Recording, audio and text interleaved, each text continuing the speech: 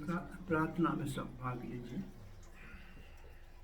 ओम नमो भगवते वासुदेवाय। ओम नमो भगवते वासुदेवाय। ओम नमो भगवते वासुदेवाय। ओम नमो भगवते वासुदेवाय। ओम नमो भगवते वासुदेवाय। ओम नमो भगवते वासुदेवाय। कृष्णाय वासुदेवाय कृष्णाय वासुदेवाय देवकी नंदनाय च देवकी नंदनाय च नंदगोपकुमाराय नन्दगोपकुमाराय गोविन्दाय नमो नमः। गोविन्दाय नमो नमः। जय श्री कृष्ण चैतन्य जय श्री कृष्ण चैतन्य प्रभु नित्यानंदा प्रभु नित्यानंद श्री अद्वैत श्री अद्वैत गदाधर श्रीवास आदि गौर भक्त वृंद हरे कृष्णा हरे कृष्णा हरे कृष्णा हरे कृष्णा कृष्ण कृष्ण कृष्ण कृष्ण हरे हरे हरे हरे हरे राम हरे राम हरे राम हरे राम राम राम राम राम हरे हरे। हरे हरे। स्वतंत्र श्री कृष्ण भावना अमृत संघ संस्थापिका आचार्य श्री कृष्ण कृपा मूर्ति अभय चरणार्वण वेदांत स्वामी श्री प्रभुपाद जी महाराज के संस्था की ओर से आप सब वयोवृद्ध ज्ञान वृद्ध बुद्धिजीवी भाग्यशाली सीनियर सिटीजन्स जो हमारे प्रिय मित्र नितिन जी का के साथ पधारे हैं, आपका इस वृंदावन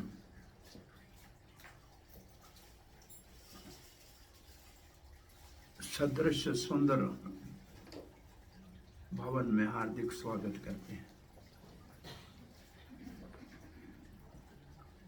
पहले तो मैं इस उम्र का चमत्कार ये है कि इसका श्रील प्रभुपाद ने 70 साल के बाद स्थापित किया था। इसका मतलब आप सब बहुत काम किए हैं। ये बात आप इससे कभी इसका मतलब कभी अपने आप को कि मैं अब कुछ नहीं कर सकता हूँ, ये तो सोचना ही नहीं चाहिए।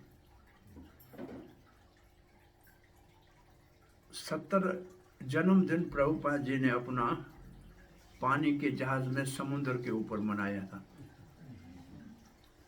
और पानी में के जहाज में चढ़ना कितना जो है वो सी सिकनेस बहुत बड़ा एक। और ये हमारे नितिन जी के बड़े तो सिर्फ पानी के जहाज़ों का ही काम करते थे। उन जहाज़ों के साथ साथ चलते चलते यहाँ पहुँच गए थे गुजरात से। तो पानी के जहाज के माध्यम से भारतीय संस्कृति का संदेश, सनातन धर्म का संदेश 65 की लड़ाई से पहले बिना किसी सहारे के और वास्तव में भगवान श्री कृष्ण के सहारे से और अपने गुरुजनों की आशीर्वाद को लेकर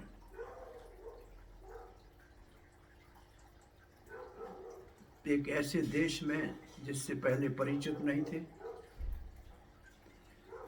उन लोगों के साथ बहुत बात करनी थी जो 3 पीढ़ियां उनसे छोटे थे,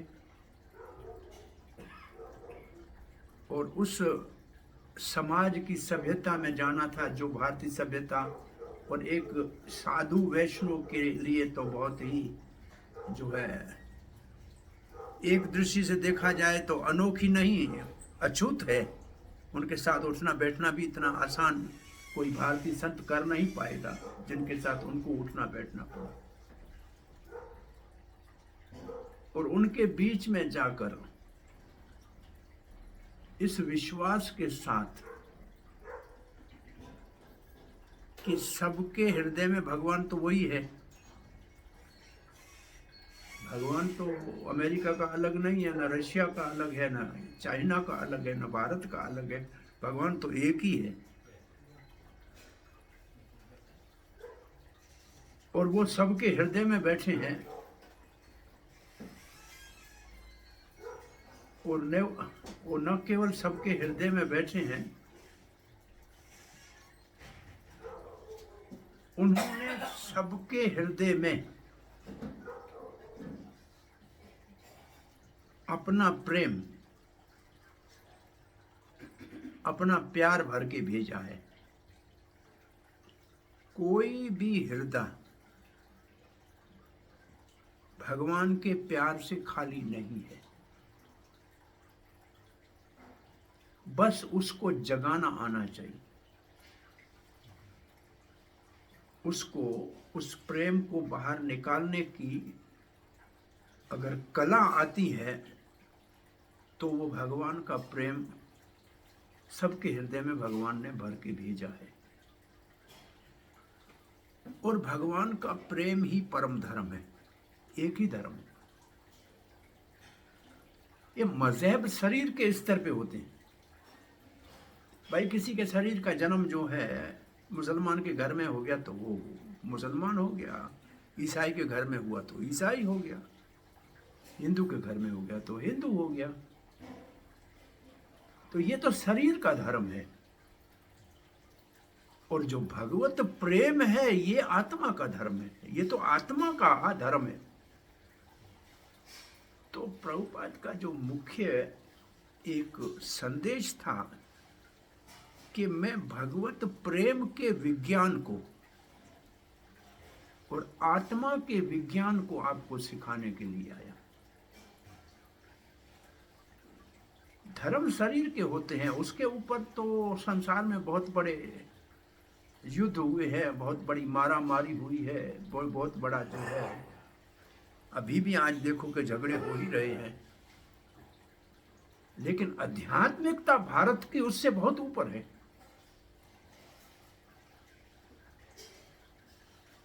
और क्योंकि प्रभुपाद ने कहा अगर वो भगवान का प्रेम अगर इनके हृदय में नहीं होता, जो पाश्चात्य देश के थे, अमेरिकन थे, 17-18 साल के थे, मैं 70 साल का था, मैंने केवल कुछ नहीं किया, उनके बीच में बैठ के इस महामंत्र का कीर्तन किया, कुछ नहीं किया, मात्र कीर्तन किया। और उस कीर्तन के प्रभाव से इनके हृदय में जो भगवान का प्रेम था वो जागृत होने लगा। मैंने किसी को नहीं कहा कि आप अपना मजहब बदला, मैं किसी को नहीं कहा, अब जो हो वो रहो। भगवान का प्रेम के ऊपर सबका अधिकार है, क्योंकि सबके हृदय में भगवान ने प्रेम डाल के भेजा हुआ है। और प्रेम ही परम धर्म है। हमारे भारतीय संस्कृति में एक है सामान्य धर्म जो वेदों में वर्णित है, स्वर्ग में जाना। और ये वास्तव में बहुत ज्यादा इसका वर्णन है वेदों में, स्वर्ग में जाना, स्वर्ग के भोग का बहुत अच्छा ज्यादा वर्णन है। और दुनिया के जितने मजहब है उन सब में भी उनका लक्ष्य मात्र स्वर्ग में जाने का है। हेवन में जाएं या जन्नत में जाएं या स्वर्ग में जाएं, जगह तो एक ही है। उधर जाके करेंगे क्या भाई? स्वर्ग में क्या है? भोग है ना, यहां से अच्छा भोग है। ऐसे है जैसे यहाँ का रहने वाला कहता है कि मैं अमेरिका जाके रह जाऊं क्योंकि वहां ज्यादा भोग है, ऐसे मैं यहां से स्वर्ग चला जाऊं तो ये तो भोग के लिए ही जा रहा है ना। तो इस हमने भी उनकी देखा देखी स्वर्ग को महत्व बड़ा दे दिया,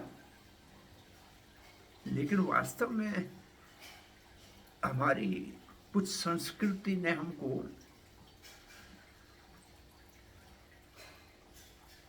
ऐसा कहा जाए कि छल दिया है कि कहीं घर में किसी के शरीर छूटता है ना तो चिट्ठी में क्या लिखते हैं, बड़े दुख से लिखना पड़ रहा है कि दादाजी स्वर्गवास हो गए। इसका मतलब स्वर्ग कोई अच्छी जगह नहीं है, दुख से लिख रहे हो ना। अरे भाई स्वर्ग गया तो लिखो ना, खुशी की बात है कि दादा स्वर्ग गए।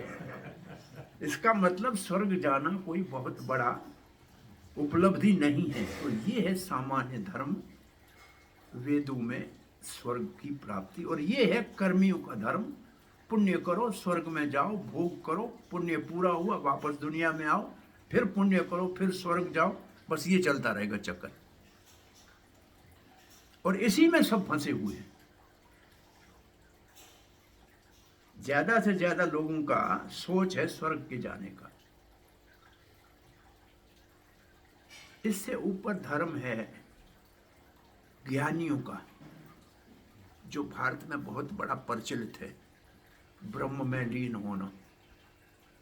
आप ये देखेंगे ये संत ब्रह्म लीन हो गए। ये ज्ञानियों का लक्ष्य है कि भगवान एक ज्योति है, प्रकाश है, और आत्मा भी एक प्रकाश है। और ये प्रकाश जब शरीर से निकलता है तो उस प्रकाश में मिलके एक हो जाता है। ये ज्ञानियों का धर्म है, ब्रह्म में लीन होना। महाराष्ट्र में तुकाराम महाराज ब्रह्म में लीन नहीं हुए थे, उसके लिए वैकुंठ से विमान आया था। उसके लिए वैकुंठ से विमान आया था। इसका मतलब ब्रह्मलीन जो ज्ञानियों का धर्म है, उससे ऊपर वैकुंठ में जाने का धर्म है, जहां भगवान के धाम में भगवान जैसा रूप, भगवान का सानिध्य, भगवान जैसा ऐश्वर्य, भगवान के धाम में निवास, ये 4 प्रकार की मुक्ति है। सारूप्य, सालोक्य, सारेष्टि, सामीप्य। और 5वीं मुक्ति है, वो ज्ञानी चाहते हैं, सायुज्य। इससे ऊपर ये 4 हैं। तो वैकुंठ वाला, पुराने जमाने में साधु महात्मा शरीर छोड़ते थे ना, उनके लिए ऐसे वो अर्थी नहीं बनाते थे, उनको ऐसे बिठाते थे और उसके लिए एक विमान बनाते थे कि ये वैकुंठ जा रहा है। उसको वैकुंठी बोलते थे, उसका वैकुंठ, ये वैकुंठ जा रहा है, ऐसे करते थे। और उनको मंदिरों में ले जाते थे, सारे शहर में ले जाते थे। हमने तो अभी भी हमारे महात्माओं को, साधु सन्यासी का शरीर छूटता है तो उसको ऐसे विमान में ले जाते हैं। तो ये इसको कहते हैं वैकुंठ में जाने वाला धर्म। इससे ऊपर धर्म है भगवान का प्रेम, इसलिए उसको परम धर्म कहा हुआ है। इन सब धर्मों के लिए कुछ प्रयास करना पड़ेगा, लेकिन प्रेम हमारे हृदय में पहले से तैयार पड़ा है, उसको सिर्फ जगाना है। और ये धर्म इतना स्वाभाविक है कि इस दुनिया में ऐसा कोई जीव भी नहीं है, इंसान तो छोड़ो, जो किसी से प्रेम नहीं करता है। वो शेरनी भी अपने बच्चों से प्रेम करती है, उनको चाटती है, दूध पिलाती है। चिड़िया भी अपने बच्चों के लिए दाना ला के दे खिलाती है। गाय अपने बच्चे को चाट के साफ करती है, अपना दूध पिलाती है। तो प्रेम तो जीव के अंदर है, क्योंकि जीव आत्मा का धर्म है। प्रेम जीव आत्मा का धर्म है और जीव आत्मा सनातन है, भगवान सनातन है और उसका सनातन धर्म भी है प्रेम करना। लेकिन हम किसी से प्रेम करेंगे, ये दिखाएंगे कैसे? भाई प्रेम किसी से करते हैं तो उसके दिखाने के लिए नापदंड क्या है? भाई माँ बेटे से प्रेम करती है तो क्या करती है? बच्चे का पालन पोषण करती है। पत्नी पति से प्रेम करती है तो क्या करती है? सेवा करती है। तो अगर हम किसी से प्रेम करते हैं तो उसका प्रदर्शन करना, उसको दिखाना, उसको मैनिफेस्ट करने का तरीका है सेवा। प्रेम को दिखाया नहीं जा सकता है, लेकिन सेवा से प्रेम का पता लगता है। अरे कितना सेवा कर रहा है देखो, क्योंकि इसके हृदय में प्रेम है इसलिए सेवा कर रहा है। इसका अर्थ है कि आत्मा का जो धर्म है वो है प्रेम और उससे की जाती है सेवा। और जहां प्रेम और सेवा ये तो सब कर रहे हैं, कोई ऐसा दुनिया में जो नहीं कर रहा है। भाई अपने बच्चों से प्रेम कर रहे हैं, अपने बड़ों की सेवा कर रहे हैं, देश की सेवा कर रहे हैं, मानवता की सेवा कर रहे हैं। मानव मात्र से प्रेम करो, ये तो संसार में सब कहना चाहते हैं ना। लेकिन अब समस्या क्या है कि हम आत्मा के नाते हैं सनातन, जिसकी सेवा और प्रेम करते हैं वो तो सदा रहता नहीं है, वो सदा तो नहीं रह सकता ना। तो फिर हमारा प्रेम अधूरा रह जाता है। इसका अर्थ है कि प्रेम और ये सेवा भगवान के लिए होनी चाहिए, जो तो कभी अभाव उसका है ही नहीं। भगवान का तो कभी अभाव नहीं है, भगवान कहीं कभी जाने वाले हैं नहीं। तो इसलिए सनातन धर्म का अर्थ है सनातन जीवात्मा, सनातन प्रेम और सेवा सनातन भगवान से करे, उसका नाम है सनातन धर्म। और वैसे मैं कहूँ कि हमारे सनातन धर्म की 5 निशानियां हुआ करती थी और अभी एक भी कहीं दिखाई नहीं दे रही। चोटी धोती, तिलक जनेऊ और लंगोटी, ये 5 निशानियां हैं सनातन धर्म की। धोती, चोटी, लंगोटी, तिलक और जनेऊ इस वक्त दिखाई नहीं दे रही है। आश्चर्य नहीं है? हम कहते हैं, बहुत कहने वाले बहुत हैं। अब आप देखो, ये प्रभुपाद ने ये जहां पाश्चात्य देश के लोगों को चोटी रखवा दी, धोती पहना दी, जनेऊ दे दिया, लंगोट है, तिलक है, 5 चीजें है कि नहीं है देख लो।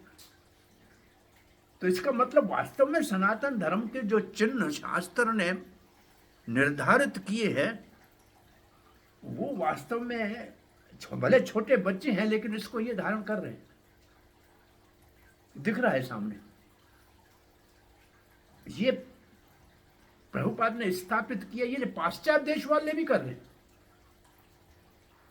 तो इसका अर्थ है कि ये सनातन धर्म कोई जन्म से तो नहीं है, ये तो जो इन चिन्हों को धारण करे जीवन में और इनका सम्मान करे वो सनातन धर्म का जो है अनुयायी है।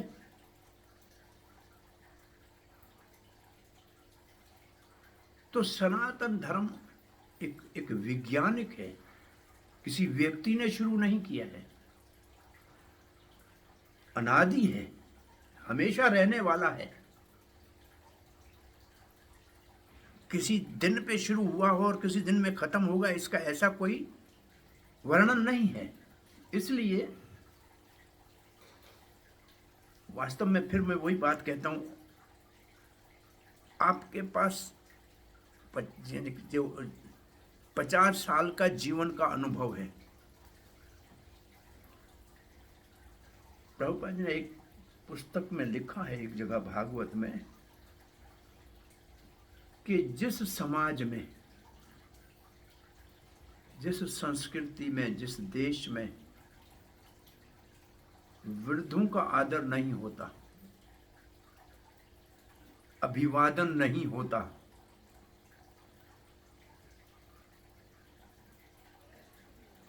वैसे तो लिखा है कि बड़ों का अभिवादन न करने से यश, बल, आयु, विद्या नाश होती है, और सबकी नाश हो गई है। देख लो आप, समाज में आजकल की नवयुवक पीढ़ी के अंदर कोई बड़ों के आदर का भाव दिखाई नहीं देता है। बुद्धि नहीं है, डिग्रियां हैं। सो स्त्री, सीनियर सिटीजन्स, ब्राह्मण, गाय और बालक, इन 5 वर्गों का जिस समाज में सम्मान और सही शिक्षा और पोषण नहीं है, वो समाज कभी सफल नहीं हो सकता। बच्चों को तो संस्कार देने चाहिए, क्योंकि वो भविष्य के संसार को चलाने वाले हैं। संस्कार देंगे तब ना।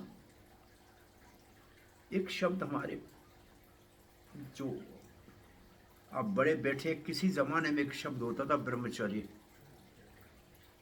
अभी किसी स्कूल कॉलेज में ये शब्द सुनाई देता है।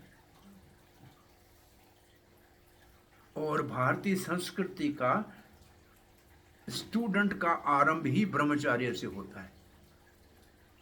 उसकी जीवनी शुरू ही ब्रह्मचर्य शब्द से होती है। हम स्कूल में पढ़ने जाते थे, तब हमारे जो अध्यापक थे, गुरुजन थे, वो सनातन संस्कृति के पुराने ब्रह्मचर्य के पालन करने का हमको उपदेश दिया करते थे। अब ये शब्द तो अनसुना हो गया, खत्म, जिसका नाम निशान भी नहीं। तो फिर बच्चों से संस्कार कहाँ से आए? कोई स्कूल कॉलेज ऐसा है जो बच्चों को कहता हो कि आपको बड़ों का आदर करना, माता पिता के चरणों को स्पर्श करके आना? है कोई ऐसा क्या कॉलेज यूनिवर्सिटी में कहीं है कि ऐसा शिक्षा? नहीं है। वो केवल भाषा, कोई 2-4 क्या कहते हैं उसको, पोएम सिखा देते हैं, और बच्चा वही गिटमिट गिटमिट सारा दिन करता रहता है, लेकिन सुनने के लिए कुछ तैयार नहीं। तो ये संस्कार देने वाली शिक्षा अगर बच्चों को नहीं देंगे तो भविष्य में ये बड़ा होकर करेंगे क्या?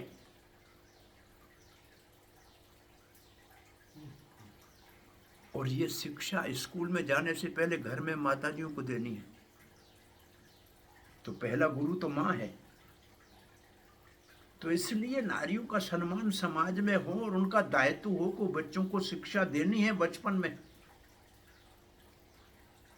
भाई मानो ऐसा वातावरण घर में है जहाँ घर में मंदिर देखे बच्चा, घर में सुबह शाम पूजा देखे, तो उसके अंदर अपने आप संस्कार आ जाएंगे। उसको क्योंकि बच्चा तो नकल करता है, जैसा माहौल बच्चा देखेगा उसी को अपने आप उसमें ढल जाएगा।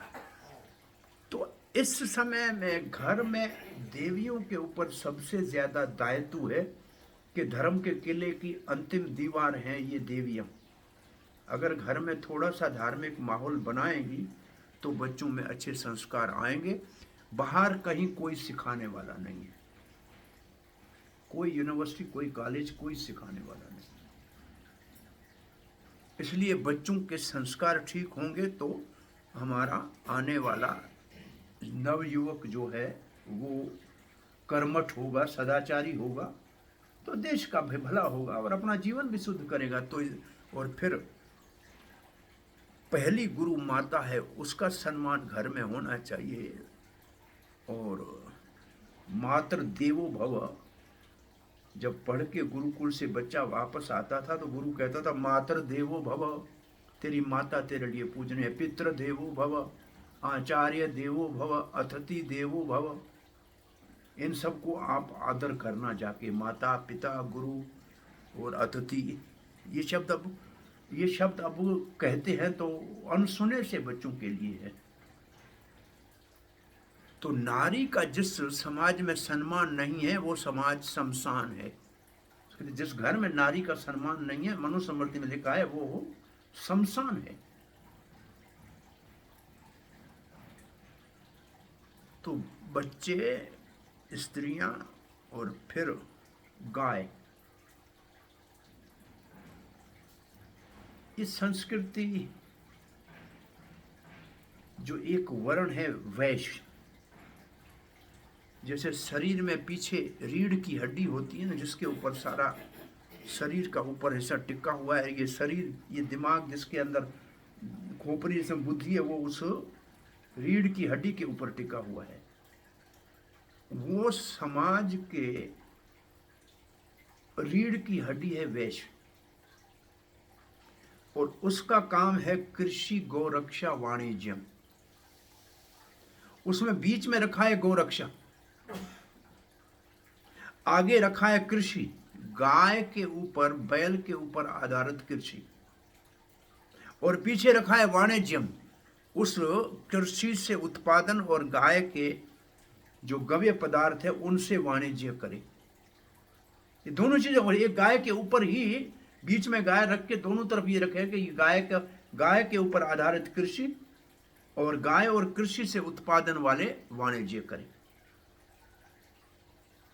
और भगवान श्री कृष्ण नंद बाबा के घर में, जिसके घर में गाय थी, तो प्रभुपद कहते हैं हमारे भगवान श्री कृष्ण गौ रक्षा के आचार्य हैं, और उनके भाई बलराम हल हाथ में रखते थे, वो कृषि के आचार्य हैं। ये दोनों भगवान, एक गौ रक्षा का और एक कृषि का, और ये समाज की ये जो रीढ़ की हड्डी है, ये स्पाइनल कार्ड है समाज की। तो उसमें गाय मुख्य है। लेकिन अब गाय का हर घर, गृहस्थी के घर में 4-5 गाय हुआ करती थी पिछले जमाने में। अब अगर पुराना जमाने में याद करेंगे, सब घरों में गाय थी, दुही के निकालते थे, ग्वाले ले जाते थे, गांव के बाहर गौचर भूमि होती थी, 5 किलोमीटर 4 किलोमीटर गाय वहां चरने जाती थी, वो सरकारी भूमि थी, किसी का खेत वहां नहीं हो सकता, उसका नाम ही गोचर था। और ये गाय आस्ते आस्ते घरों से तो निकल गई, लेकिन अब आस्ते आस्ते लाइव स्टॉक बहुत कम हो रहा है। दूध जितना मार्केट में आ रहा है, इतना लाइव स्टॉक है नहीं देश में। कहाँ से आ रहा है ये, इसके ऊपर खोज करोगे तो दूध पीना छोड़ दोगे। फिर ना गाय है, ना भैंस है, ना बकरी है, कहाँ से आ रहा है ये?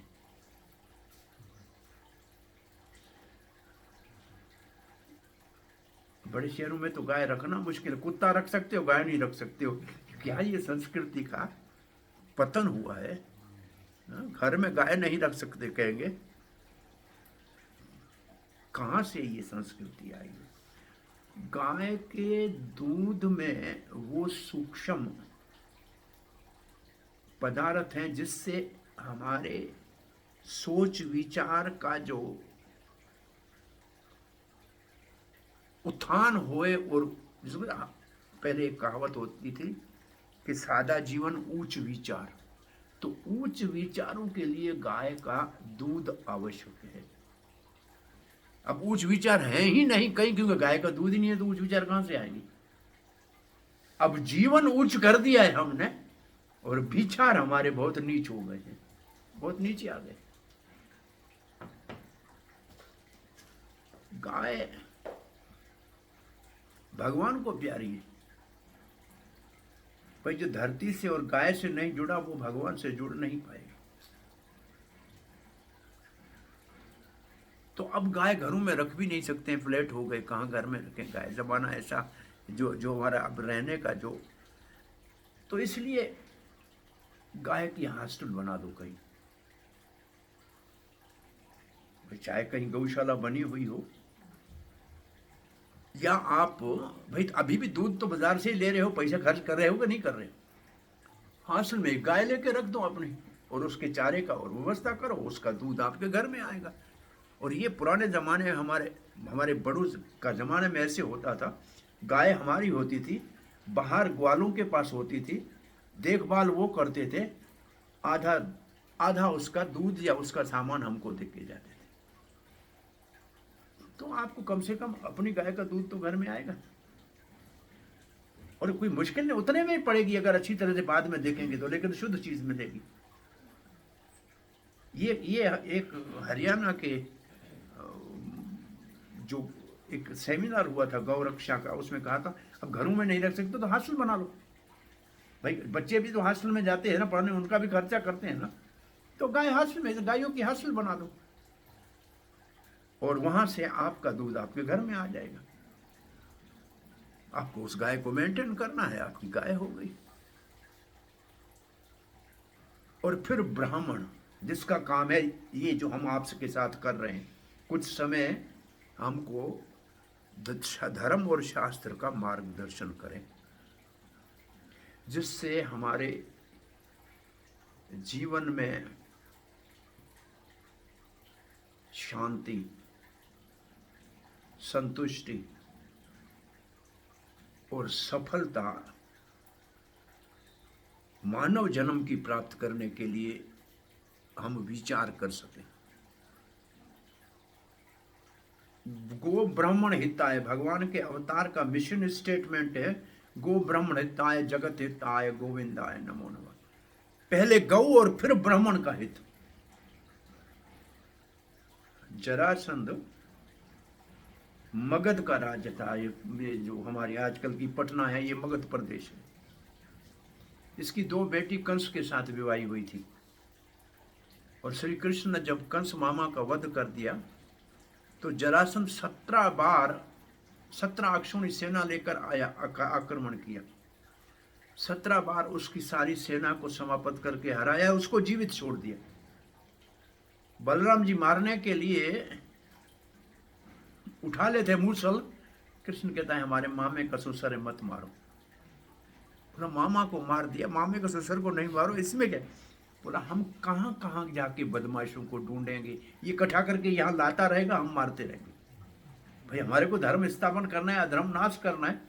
18वीं बार जब जरासंध आ रहा था तो उन्होंने ब्राह्मणों को बुला के कहा कि मेरी पूजा करो, आगे मंत्र पढ़ते चलो, इस बार अगर मेरी विजय हुई तो आपको जमीन, गाय, धन, धान्य दूंगा, और हारा मार दूंगा।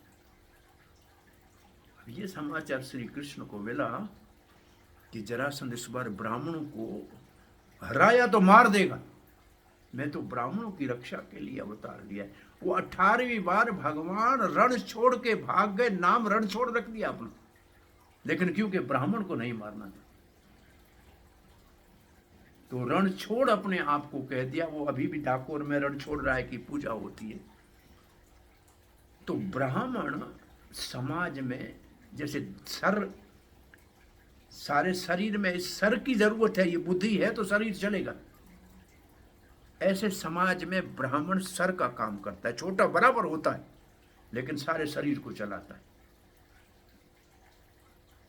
ये भुजाएं क्षत्रिय है जो रक्षा सर की भी रक्षा यही करते हैं, और ये पेट वैश्य है जो सारे शरीर को शक्ति पहुंचाता है। इसके बगैर न सर ठीक है न बाजू ठीक है, और ये आधा पूरा शरीर का हिस्सा ये श्रमिक है। ये जो चतुर्थ वर्ण है वो आधा पूरा समाज का है।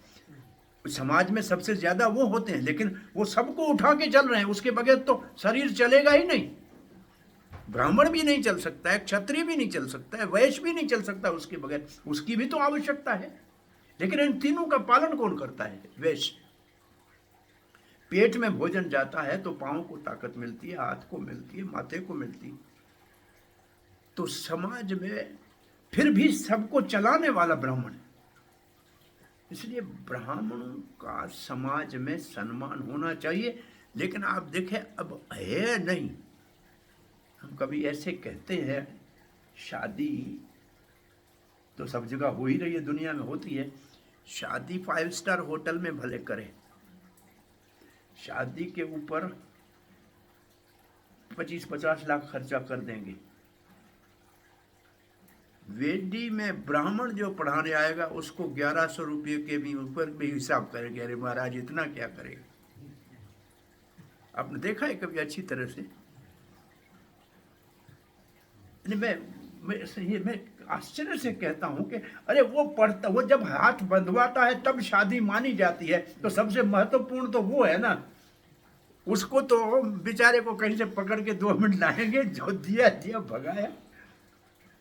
हमने देखा है भागवत का ही सत्संग जब होते हैं तो उसमें एक ब्राह्मण को पूरे भागवत के पाठ कराने के लिए बिठाते हैं। वो पहले श्लोक से लेके 18,000 श्लोक तक सारे श्लोकों का रोज 6 घंटे बैठ के पाठ पढ़ता है। और उसको महाराज 5100 बहुत है, ज्यादा से ज्यादा मरते मरते उसको देंगे। आजकल तो वो भी होशियार हो गए, पहले कहते इतना दोगे तो आएंगे, नहीं अंदर नहीं आएंगे। पहले ब्राह्मण ऐसे नहीं करते थे, लेकिन आप पूछ रहे हैं। और ये इसका ये होगा, लेकिन वो जो कैटरिंग वाला होगा, जो कैटरिंग वाला 2 घंटे के लिए भोजन खिलाएगा, चाय पिलाएगा, वो 50,000 रुपया लेगा। और ये महाराज को 5,000 नहीं देंगे। जो भागवत कथा का नाम भागवत है, पढ़ने वाले को नहीं देंगे। देखो समाज के अंदर ये है, हमने आंखों से देखा है ये। तो ब्राह्मणी कल ब्राह्मण को कोई लोभ लालच नहीं है, वो त्यागी है, वो उसमें ही संतुष्ट है, उसको कोई आवश्यकता नहीं है इसकी। परंतु सम्मान तो होना चाहिए ना, उसका आदर तो होना चाहिए ना। भाई बद्रीनाथ तक यहां से जाने में 20-25 हजार रुपये लगते हैं, लेकिन बद्रीनाथ के वहां दर्शन का टिकट है 300 या 500 रुपये वाला, वो नहीं लेंगे। दर्शन करने अंदर नहीं, बाहर से खिड़की से देख के चले आएंगे, अंदर नहीं जाएंगे। मैं देखा है इतना बहुत। और वहीं बाहर सामने 500-800 रुपये का जाके पराठा खा लेंगे आलू का। लेकिन भगवान के वहां उस तरफ जहां सेवा कर, जिसके लिए गए थे सेवा करने, वहां नहीं करती। वहां 6 महीने जो बेचारे रहते हैं, कोई धंधा नहीं है। 6 महीने वो ब्राह्मण क्या करते? कुछ नहीं करते, बंद होता है पट। भाई वो आखिर उनकी आजीविका कहीं से तो आएगी ना, लेकिन वो भावना लोगों में नहीं रहेगी। ये समाज में अब देखो, आज भी आपका सरकार तो टैक्स ले ही रही है अपना, मजदूर तनख्वाह ले ही रहा है। भाई आपको क्षत्रिय को तो टैक्स देनी है, राज को तो देनी है, और जो वर्कर है उसको तनख्वाह देनी है। अब जिसको देना था आदर सम्मान ब्राह्मण को, जिसको दक्षिणा कहते थे, उसमें कंजूसी है, बाकी किसी में कर नहीं सकते हो। बाकी तो कहेंगे नहीं दोगे तो आएंगे नहीं। तो ब्राह्मण का समाज में आदर होना चाहिए। और फिर है वरिष्ठ सीनियर सिटीजन जो है, उनका एक तो एक्सपीरियंस जो है उसका कोई उपयोग नहीं कर रहे। और इतना साल, भाई 50 साल जिसने समाज में, परिवार के लिए, समाज के लिए, सबके लिए काम किया है, उसके अंदर जो योग्यताएं हैं उनका कोई लाभ नहीं ले पा रहा है। उनको समझते हैं बस अभी रिटायर हो गए। रिटायर नहीं, उनके लिए बहुत अच्छी व्यवस्था होनी चाहिए, जहां वो सुखपूर्वक रह सके, अपने जीवन के अनुभव किसी को दे सकें। उनको खाना सोना इसके लिए सब सुविधाएं होनी चाहिए। और अधिक से अधिक उनको अब भगवान के सुमरण का प्रेरणा देनी चाहिए, ताकि वो अपना जीवन का जो अंत सफला कर ले। तो उनके लिए ऐसी व्यवस्था करनी चाहिए। कहीं कोई व्यवस्था है ऐसी? ये ओल्ड एज होम बनाए हुए हैं, इसका मतलब बच्चे घर में, तो वो इसका मतलब नहीं देखते हैं, तभी तो बनाए ना। नहीं तो ओल्ड एज होम की जरूरत क्या थी? ये तो बाहर का पाश्चात्य देश की संस्कृति है, हमारी संस्कृति ओल्ड एज होम नहीं। हमारी एक तपस्या का जीवन है, वानप्रस्थ हमारा एक आश्रम है हमारा वानप्रस्थ। उसका मतलब है वन में रहना। अब वन वाला माहौल रहा नहीं, वृंदावन अच्छे से अच्छा वन है भाई, आप जाके किसी अच्छे धाम में, लेकिन वहाँ रहने की व्यवस्था करनी चाहिए ना सब। आजकल ये है कि बच्चों का भगवान किसी को सुमति दे तो ठीक है, नहीं तो बड़ों का पालन करना बहुत मुश्किल हो गया है। लायबिलिटी लग रही है। घर उसने बनाया, दुकान उसने बनाया, सब कुछ उसने बना के दिया, लेकिन अब वो बच्चों को लायबिलिटी लगने लग जाती है कि अब इनको कौन कैसे पालेंगे। कोई रख देंगे काम करने वाला सेवा के लिए, लेकिन अपने आप से नहीं होगी। ये ऐसी स्थिति समाज की होती जा रही है, वो अच्छी नहीं है। इसलिए इन 5 वर्गों का देखभाल करने के लिए अच्छा सा कोई व्यवस्था होनी चाहिए समाज के अंदर। प्रयास बहुत किया था कि गुरुकुल खोलें, और खोलने का योजनाएं भी बहुत बनाई, गौशालाएं भी सब जगह बनाने का प्रयास किया, सीनियर सिटीजन के लिए सुखपूर्वक रहने के लिए आश्रम बनाने का भी प्रभुपाद ने ये सब योजनाएं दी थी। बच्चों के लिए गुरुकुल, पहली बार नारी को पाश्चात्य देशों में आश्रम में स्थान दिया था, क्योंकि वह तो अकेली लड़की थी, कहाँ देखभाल करेगा, है नहीं वैदिक में, फिर भी उनके लिए व्यवस्था की थी। विवाह की व्यवस्था की कि विवाह का तो कंसेप्ट नहीं था उनके पास, कि कम से कम विवाह के जीवन बिताओ। तो ये सारी योजनाएं दी है, लेकिन अभी भी हम इसको करने में इतने सफल नहीं हो रहे हैं जितनी इसकी आवश्यकता है। आप सबसे ऐसे करबद्ध प्रार्थना है कि आपका जीवन का अनुभव है और आप अपने आने वाले पीढ़ियों के भविष्य के लिए ऐसी कुछ योजनाएं यहाँ स्थापित कर जाए, ताकि आप भविष्य में इस तरीके से अभाव न आने वाली पीढ़ी को जो है वो अनुभव करना पड़े।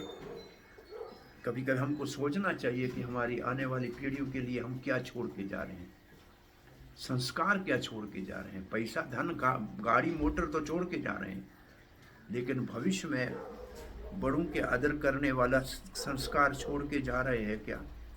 गौ ब्राह्मण का, स्त्री का सम्मान करने वाला ऐसा हम वातावरण छोड़ के जा रहे हैं, इसकी आवश्यकता है। और ये हमारे केंद्रों में ये सब करने के लिए प्रभुपाद ने एक कहा का मैनिफेस्टो सारा दिया हुआ है, एक चार्टर प्लान दिया हुआ है, इसको एग्जीक्यूट करना है।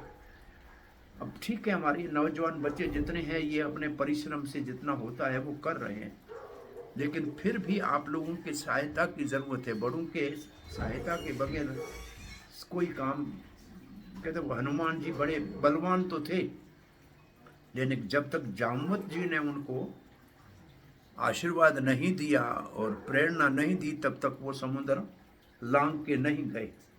तो इसलिए हनुमान काम करने के लिए तो है भक्त ये, लेकिन कोई जामवत की तरह उनका मार्गदर्शन करके उत्साह बढ़ाने वाला हो तो ये काम और सफलता से हो सकता।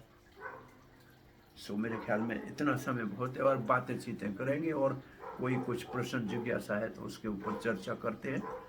अच्छा लगा आप सब लोग आए। तो राम कथा में प्रभु नितिन कारिया जी से हमारी 7 दिन में आने का जो है बड़ा अच्छा एक उदाहरण स्थापित किया था, तो भेंट हो गई थी। तो इनको आज फिर आप सबके साथ एक भेंट करने का सौभाग्य प्राप्त हुआ। तो अब हम सबको मिलकर इन बच्चों की मार्गदर्शन करके इनका सहायता करनी चाहिए, ताकि ये हनुमान की तरह कोई ऐसा कार्य करें जो हमारी जो इच्छाएं हैं, हमारी जो भविष्य में आने वाली पीढ़ियों के लिए जो योजनाएं हैं, उनको अच्छी तरह से सफलतापूर्वक पूरी कर सकें। हरे कृष्ण। और कोई प्रश्न जिज्ञासा?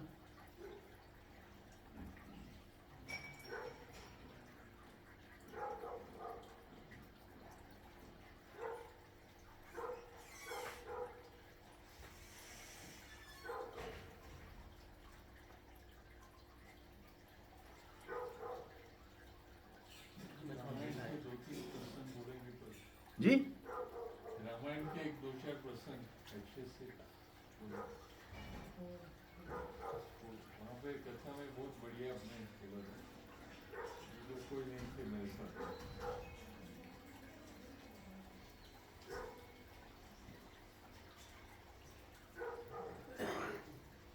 रामायण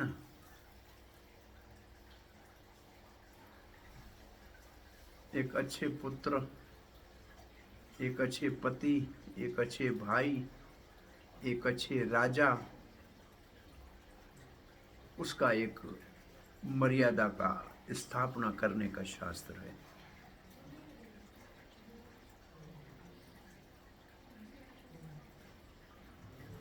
पिता की आज्ञा के पालन करने का, राज लक्ष्मी को त्याग के वन में जाने के समय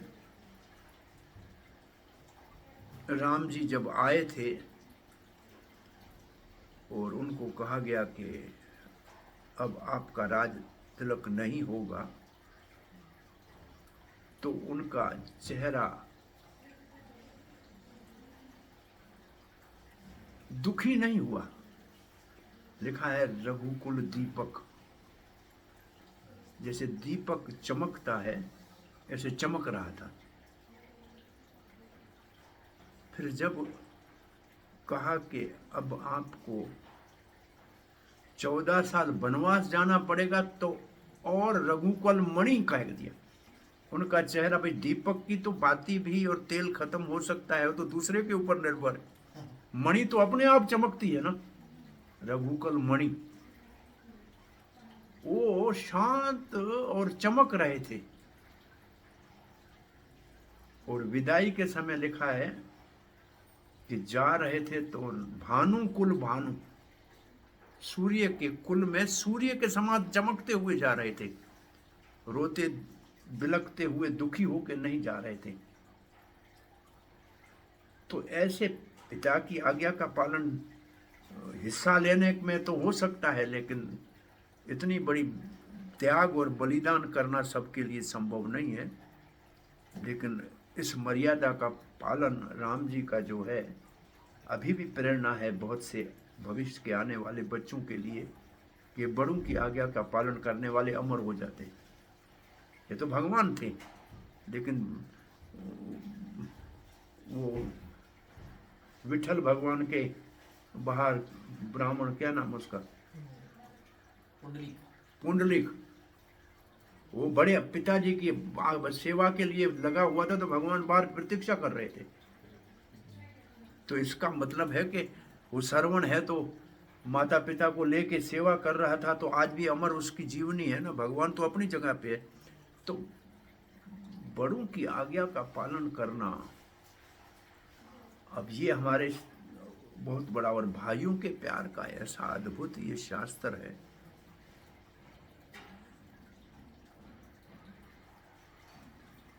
अब आप देखिए, औरंगजेब ने अपने भाइयों को मार के बाप को जेल में डाल के राज किया था। और यहाँ दूसरी तरफ देखो कि राज दिया था भरत को हाथ में, राज लक्ष्मी उसको सजा के दी गई थी, और बाप ने दिया, पिताजी के मैंने दिया था उसको। और गुरुजी कह रहा था बैठो आसन के ऊपर, माताएं कह रही थी बैठो, लेकिन भरत कहता है नहीं, मैं कल कोई कहे कि पिता मरता है तो मरने दो, माताएं विधवा होती हैं तो विधवा होने दो, भाई और भाभी वन में भटके तो भटकने दो, प्रजा दुखी हो तो होने दो, लेकिन मैं राज करूंगा। लोग कहेंगे ऐसे किसने कहा, बोला भरत ने ऐसे किया था। तो मैं ऐसा राज लेके भविष्य में कलंक नहीं बनना चाहता हूं समाज के ऊपर। और इस त्याग को देखकर रामचंद्र ने कहा था, भरत भैया आज अगर आपने राज किया होता ना, तो सद्भावना और भाइयों का प्रेम रसातल में चला गया होता, आपने इसकी रक्षा कर ली। तो इतना एक अद्भुत जो है और मर्यादा, ये असल में रामायण की कथा 1000 साल मुस्लिम शासन के समय में पेड़ों के नीचे बैठकर महात्मा कहते थे, भाई भाई भरत जैसा होना चाहिए। काहे के लिए भाई दो झगड़ा कर रहे हो, एक दीवार घर में लग ये दीवार इधर हो या उधर हो, वहाँ तो राज भी नहीं लिया था। स्त्री कोई लड़ती थी, अरे एक तो सीता जैसी स्त्री है वन में, आज 2 पैसा कम है घर में तो इतना झगड़ा कर रही हो, वो तो वन में चली गई थी, राजकुमारी थी। तो हमारे उस समय में जब धर्म के प्रचार के ऊपर, अब तो देख रहे हैं ना कई मंदिर मस्जिदों का झगड़ा अभी भी दिख रहा है ना, तो बने बनाए लोगों को दी समस्याएं तो थी, समस्याएं उस वक्त में थी, हमने तो देखी नहीं, लेकिन इतिहास में तो लिखी पड़ी है। पर उसमें इस रामायण की कथा ने हमारे संस्कारों के को सुरक्षित रखा। नहीं तो अफगानिस्तान में भी किसी जमाने में बहुत बड़ा हिंदू साम्राज्य हुआ करता था, बुद्ध साम्राज्य था, आज नाम निशान भी नहीं है। ईरान पारसियों का बड़ा, ये पारस का पूरा दुनिया के ऊपर राज था, आज उनका नाम नहीं है। यहाँ ही आके भारत में बेचारों को थोड़ा सा ये आश्रय मिला था, कुछ आके यहाँ रहे थे, वो समाप्त हो गए, वो सारी संस्कृतियाँ खत्म हो गई। लेकिन यहाँ ये संस्कृति अभी भी बची हुई है, क्योंकि ये शिक्षाएं हमारे कहा जाए कि संस्कारों में ऐसी बचपन में डाली जाती है। तो ये रामायण का तो अद्भुत, उसको पढ़ते हैं तो भी उसकी इतनी करुणा का उसमें भाव है, उसकी उदारता का भाव है, एक प्रेम का ऐसा भाव है। भाइयों का भी 14 साल भाई के साथ भाई रक्षा के लिए चला जाए, घर पीछे देखे नहीं सब, तो लक्ष्मण का जो चरित्र है, तो सामान्य धर्म तो राम जी का है, लेकिन उससे ऊपर धर्म लक्ष्मण का है, उससे ऊपर भी भरत है। ये तो रामायण तो कभी बैठ के फिर पढ़नी चाहिए, उसका आनंद लेना चाहिए। हमारे पंडित जी कहेंगे ये रामायण बहुत अच्छी पढ़ते हैं। पंडित जी हमारे रामायण बड़ी अच्छी पढ़ते हैं। इनके पिताजी रामायण सारी कंठ थी, उनको पढ़ते थे, तो संस्कार वो इनके पास अभी आए हुए हैं।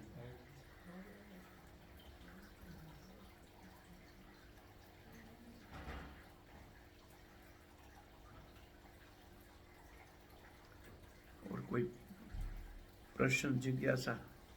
गोमाता के बारे में आपने पूछा है, जर्सी गाय का जो दूध है वो असल में हमको कुछ लालची बना लिया कि 2 पैसे का जहाँ फायदा है उस तरफ हम जाते हैं। तो कहते हैं, पूछा कि तुम नरक में जाओगे कि स्वर्ग में? बोला जहाँ 2 पैसे का फायदा है वहां जाऊंगा। तो आदमी का ऐसा सोच बदला है कि जहाँ 2 पैसे का फायदा है वहां जाऊंगा। असल में पाश्चात्य देश में इतनी ठंडी है कि वहां हमारी गाय जीवित रह नहीं सकती, तो वहाँ एक ये गाय का नस्ल, कैसा मिक्सचर नस्ल है बनाया है, लेकिन ये भारतीय मूल की गायों में से नहीं है। जैसे जगन्नाथपुरी में आज तक भी आलू और टमाटर सब्जी में नहीं डालते। जो भगवान जगन्नाथपुरी में एक समय में 1 लाख आदमी खाएं इतना भोजन बनता है, मिट्टी के बर्तन में बनता है, लकड़ी की आग पे बनता है, और आलू और टमाटर नहीं डालते। बोले ये पाश्चात्य देश से आया हुआ है, ये हमारे देश का ही नहीं। और हमारा आलू के बगैर काम ही नहीं चलता, किसी भी सब्जी में आलू ही डाल रहा है, वहां आलू नहीं, बिल्कुल है ही नहीं, वो बिल्कुल नहीं है। ऐसे ये बाहर से आए हुए पशु हैं, इसको पशु कहते हैं, गाय नहीं कहते, ये पशु है। एक गौशाला चलाने वाले को किसी ने पूछा कि दूध किसका अच्छा है? बोला भैंस का। बोला महाराज गौशाला चलाते हो, दूध भैंस का अच्छा? बोला आपने दूध पूछा, गाय का तो अमृत होता है, वो दूध तो है नहीं, वो तो अमृत है।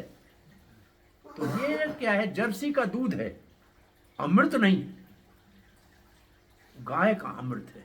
4-5 गाय जो भारतीय नस्ल की हैं, गिर गाय गुजरात की है, और साहिवाल गाय पंजाब की है, और राठी गाय राजस्थान में है, सिंध की तरफ की पुरानी एक राठी गाय है, और चमड़ी गाय तो ऊपर हिमालय में चमड़ी गाय हुआ करती, जिसकी पूंछ का चमर पूजा में लगता है, वो चमड़ी गाय एक हुआ करती थी। तो कुछ गाय यहाँ की थी, उनका दूध जो है वो ज्यादा लाभदायक है, और ये दूध गाय के, भैंस के दूध जो बराबर इसका दूध है, भैंस का दूध जैसा जर्सी का दूध, ऐसे समझ लें। लेकिन लोगों ने फायदे के लिए रखा है कि इसका ज़्यादा दूध है, ज़्यादा पैसा मिलेगा। और इस ज़्यादा पैसे की लालच में ज़मीनों के अंदर इतना सारा विष डाल दिया, उपजा तो ज़्यादा हो गया लेकिन बीमारी उससे ज़्यादा बढ़ गई। पहले तो मंदिर तो भाई नए मंदिर बन रहे हैं, अब नई अस्पताल बन रही सब जगह पे। जब भाई बड़ी बड़ी अस्पतालों का ही सिर्फ आविष्कार हो रहा है, अस्पताल बन रहे हैं क्योंकि लोग बीमार हो रहे हैं। एक पीढ़ी ने लालच किया, आने वाली पीढ़ी दुख भोग रही है उसका। तो सदाचार आएगा जब ये संस्कार दिए जाएंगे, तब सदाचार आएगा तो लोग एक दूसरे की सहानुभूति करेंगे, एक दूसरे की भलाई का सोचेंगे। अब लोग वैसे हर एक सेल्फिश है, हर एक अपना ही भला चाहता है, लेकिन दूसरे का नुकसान तो नहीं करेगा। अब दूसरे का नुकसान करके अपना भला कर रहा है, ये ठीक नहीं। तो सदाचार सिखाने की जरूरत है। गाय देसी मूल की जो है उसको ही गाय कहती है, गौ माता उसको कहते हैं। ये एक पशु है, दूधारू पशु, दूध देने वाला पशु है। अच्छा दूध देता है, भैंस देती है अच्छा दूध। ये भैंस थी नहीं भारत में, कहां से आई भैंस? अंग्रेज ने चाय मुफ्त में चलाई, हमने देखी नहीं, हमसे पहले की बात है। लेकिन वो चाय यहां मुफ्त में चौराहों पे देता था और दूध डाल के बनाता था। और स्वयं दूध डाल के नहीं पीता है उधर, यहां दूध डाल के दिया। फिर 6-12 महीने के बाद पत्ती मुफ्त में दी, बोले तो अपने घर में जाके चाय बना के पियो। तो हमारे घरों में गाय थी, गाय के दूध की चाय बनाई तो पतली हो गई। बोला तुम्हारी चाय बहुत बड़ी गाढ़ी होती थी, ये पतली है। बोला गाय का दूध थोड़ी अच्छा होता है, भैंस का दूध। अब हमने गाय बेच के भैंस घर में लाना शुरू कर दिया, सिर्फ चाय का दूध, चाय को मोटी करने के लिए। तो अंग्रेज ने देखा कि इसकी ये जो गाय पूजा है, इसको भी कहीं यहाँ से आस्ते आस्ते खत्म कर दिया, आस्ते आस्ते खत्म कर दिया। ऐसे भैंस हमारे पास आ गई। हालांकि भैंस को, गाय इतना बुद्धिमान पशु है, आपका घर अपने आप ढूंढ के घर में अपने आप आ जाएगी। भैंस नहीं आएगी, पकड़ के लानी पड़ेगी। गई भैंस पानी में वाली वापस ही नहीं आएगी। गाय बहुत बुद्धिमान पशु, बहुत बुद्धिमान। रक्षक वशिष्ठ जी की रक्षा कर रही थी नंदनी गाय। तो ये गाय तो, गाय का वंश ही भगवान के धाम से आया हुआ, सुरभि गाय का वंश है। तो समुद्र मंथन से रत्न एक निकला है गाय, 14 रत्नों में। वो गाय असली गाय थी सुरभि। प्रभु जी, इसका मतलब ये समझे कि 800,000 साल जो मुगलों ने शासन किया, अंग्रेजों ने शासन किया, उसके पहले भारत में भैंस नहीं थी? नहीं, भैंस तो नंद बाबा के पास भी थी। अच्छा। उधर लिखा है कि गायों के साथ भैंस थी। अच्छा। उनका अपना उपयोग था, ऐसा नहीं जैसे भैंस गाड़ी है वो थी। दूध भी भैंस का काम आता था किसी न किसी। वर्ग बहुत है हमारे पास, विशेष रूप से जो गुरुकुल में पढ़ने वाले ब्राह्मण क्षत्रिय वेश था, इनके लिए ये आहार आवश्यक था। और फिर सामान्य कुछ लोगों के लिए तो भैंस का दूध भी उपयोग में आता था। महाराज के पास था, जो बेचने में काम तो आता था। भैंसें थी उनके पास, भैंस थी। लेकिन घरों में आमतौर पे भैंस बहुत कम थी। गाय को संभालना आसान है ना, भैंस के लिए तो आदमी चाहिए उसको पकड़ के लाने के लिए। गाय तो अपने आप घर में आ जाती है। जैसे हम अपना राजस्थान में तो भैंस का नाम निशान भी नहीं था। पहाड़ में भैंस हो नहीं सकती है। पहाड़ में आज भी खेती सिर्फ बैल से हो सकती है, क्योंकि ट्रैक्टर भी काम नहीं करेगा उनकी टेबल जो। फिर इसलिए हमारे गौशाला में जो बैल ज़्यादा हो जाते हैं वो पहाड़ में देते हैं, क्योंकि वो उसका दुरुपयोग नहीं करेंगे, क्योंकि उसी की खेती सिर्फ बैल से होती। क्योंकि वो टेबल है ना, उसके ऊपर तो ट्रैक्टर चल नहीं पाएगा। वो इतना छोटा छोटा टुकड़ा है, नालियाँ बनी हुई है, वो तो सिर्फ बैल से होती है खेती। तो वहाँ आज भी बैल और गाय है वहाँ हिमालय में। मैं एक प्रस्ताव करना चाहता हूँ। हाँ जी, हाँ जी। मैं सीनियर सिटीजन हूँ, 75 साल का ऊपर है। मैं जब भी स्कूल में गया, मेरा स्कूल में, वो तभी मुगल एम्पायर के बारे में और ब्रिटिश एम्पायर के बारे में सिखाया। अभी भी मैं प्रार्थना करता हूँ रोज़, वो मेरा माँ जी ने सिखाया। वो वो कार्तिक मास में जो है 4 बजे उठ के स्नान करके दीप जलाता था, वो आदत मैं अभी भी नहीं भूल सकता।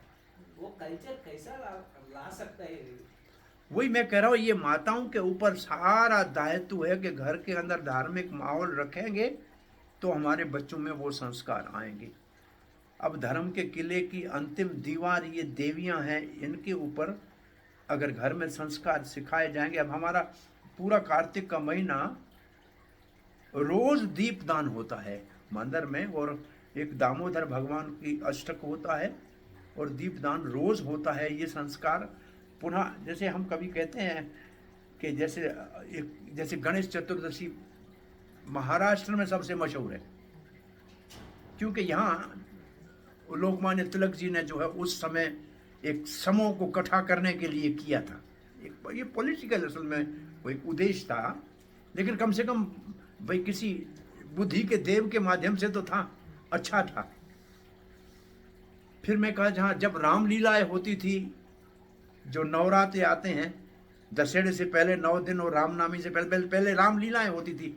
सब शहरों में, नगरों में रामलीला ग्राउंड हुआ करते थे, लेकिन अब वो रामलीला ग्राउंड और रामलीला खत्म हो गई। अब उसकी जगह पे और कुछ देवी पूजा और गरबे आ गए और लोग इकट्ठे हो रहे हैं। तो हमने कहा था हमारे भक्तों को कि अब ये जो दामोदर कार्तिक महीने में जिस तरीके से ये हर मोहल्ले में हो रहा है, ऐसे हर बड़े बड़े बिल्डिंग के अंदर जाके कई पंडाल लगा के रोज का ये कार्यक्रम करो, ताकि एक ये कल्चर में आ जाए कि कार्तिक महीने सबको ऐसे मनाना है। तो आप किसी को कहने की जरूरत नहीं है, हर महल्ले में अपने आप एक गणेश स्थापन कर देते हैं, अपने आप पूरा महीना चलता है। वो जो नवरात्रे आए, हर जगह देवी की पूजा, अपने आप कोई कहता नहीं है। ऐसे कार्तिक महीने को हमको इस तरीके से प्रचलित करना है कि हर समाज में, हर जो है मोहल्ले में, हर बिल्डिंग के कंपाउंड में एक बाहर पंडाल लग जाए और दामोदर भगवान जो उसको विराजमान करें और शाम को आरती और कीर्तन हो। तो ये इस तरीके से एक कल्चर पूरा बन जाए। तो ये जो आप कह रहे हैं जो कल्चर है, ये इसको हमें वापस लाना है, बिल्कुल वापस लाना है। नहीं तो ये तो स्कूल वाली बातें हैं। अभी बहुत आवश्यकता जिसकी थी उसको समय के साथ हम ला नहीं पाए। अब जो है वहां से शुरू करना है, जो गुजर गया उसके ऊपर चिंता करके क्या करें। अब जो हम कर सकते हैं वो करने का प्रयास करें। तो ये एक मतलब एक योजना बनानी चाहिए। ये मलेशिया में ऐसे घर घर में करने का प्रयास किया था, तो वहाँ से फिर आया कि आरती, एक दामोदर आरती घर घर में। फिर दुबई मलेशिया से दुबई में आया, फिर वहाँ से शुरू किया।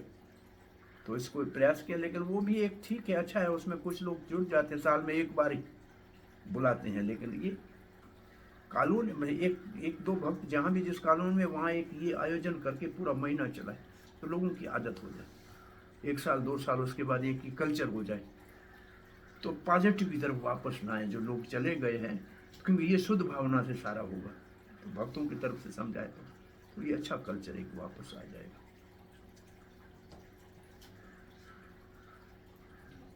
और कोई सुझाव? अच्छा है, कहा कि अब सब 75 साल हो गए, लेकिन वो कार्तिक की याद है। बाकी तारीख तो सब भूल गई जो इतिहास पढ़ाया था ब्रिटिश और मुगल एम्पायर का। कैसे ये सब हो गया वो भी समझना बहुत मुश्किल है। वो भी हमारे सेल्फिशनेस की वजह से, हम आपस में लड़ते रहे और दूसरा हमारे ऊपर आके राज करके चला गया। इम्प्रूवमेंट हो रहा है अभी। अब थोड़ा सा एक हमारी मानसिकता बहुत ही गुलामी की थी, उससे बाहर निकल रहे हैं थोड़े। एक जैसे कह रहे सांस लेने के लिए थोड़ा सा ब्रीथिंग स्पेस बन रही है। और ये कुछ उस समय एक पीढ़ी, अगर इसको एक पीढ़ी में इसका असर हो जाए तो अच्छा है। हम देखते हैं हमारे बच्चों में हमसे ज़्यादा हिम्मत है, क्योंकि हम एक पिछली पीढ़ी की है, तो हमारे अंदर अभी पुराना जो है गुलामी वाली मानसिकता वाले दिमाग में है अभी तक। लेकिन अब जो नई जनरेशन है उनमें नहीं। हम तो वो पुराने ना, आई बैग लिखते थे, बैग दो। ये हमको अंग्रेजी ने लिखाया ऐसे था, अरे स्कूल से छुट्टी ली है तो मेरे बैग के तुम्हारे से भीख भीख क्यों मांगनी है भाई? बोले हाँ भाई, मैं इंसाफ के लिए, मैं प्रार्थना काय के लिए, मेरा हक है। ये किसी ने लिखा है कि ये जो सारे शब्द है ये ब्रिटिश ने नौकर बनाने के लिए ये एक पूरी वोकेबलरी बनाई थी, ताकि हमारे को लिखा है I beg to submit, kindly permit me. तो बेग, ये शब्द जो है ये ब्रिटिश के हैं, इसकी कोई ज़रूरत नहीं, ये उन्होंने एक समय के लिए बनाए थे। तो ये इस संस्कारों से बाहर निकलने के लिए अब थोड़ा, मेरे ख्याल से 70 साल बहुत समय है, 3 पीढ़ियां हो गई। अब आने वाली पीढ़ी को कुछ हिम्मत हो जाए तो अच्छा है, कोई धार्मिक वातावरण को स्थापित किया जाए तो अच्छा है।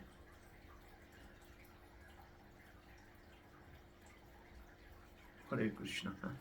थोड़ा कीर्तन करो, 5 मिनट थोड़ा कीर्तन करो।